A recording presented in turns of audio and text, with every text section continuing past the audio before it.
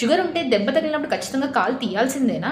నడుస్తూ తెలియక ఏదో ముళ్ళు గుచ్చుకోవడమో, ఏదో పిన్ను గుచ్చుకోవడమో, చిన్న రాయి గుచ్చుకోవడమో, దానివల్ల గాయం అయిపోయి కాలే పోగొట్టుకున్న పేషెంట్స్ ఉంటారు.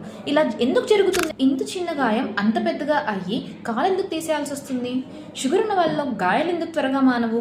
ఇవన్నిటికీ ఆన్సర్ తెలుసుకోవాలని ఉందా? ఎప్పుడైతే షుగర్ ఉన్న వాళ్ళలో హై షుగర్ వల్ల ఈ బ్లడ్ సప్లై తగ్గిపోతుందో గాయంకి ఆక్సిజన్ అందదు, న్యూట్రియంట్స్ అందవు, అండ్ ఆ గాయంలో ఇన్ఫెక్షన్ చేరితే దాన్ని ఫైట్ చేయడానికి ఇమ్యూన్ సెల్స్ ఏవైతే ఉంటాయి అవి కూడా ఆ గాయం దాకా చేరవు.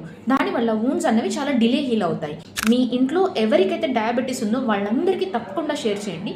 షుగర్ అన్నది జస్ట్ బ్లడ్లో షుగర్ ఎక్కువ అవ్వటమే కాదు, it impacts your nervous system, your blood circulation, your immune system, everything. So మీరు జస్ట్ షుగర్ ఒకటి కంట్రోల్లో పెట్టుకోవడం వల్ల నరాలని కాపాడుకున్న వాళ్ళు అవుతారు, మీ వూండ్ హీలింగ్ కెపాసిటీని కూడా పెంచుకున్న వాళ్ళు అవుతారు. Plastic surgeons are always against amputations. మేము ఎప్పుడూ లింబ్ని సేవ్ చేయాలనే ప్రయత్నిస్తాం.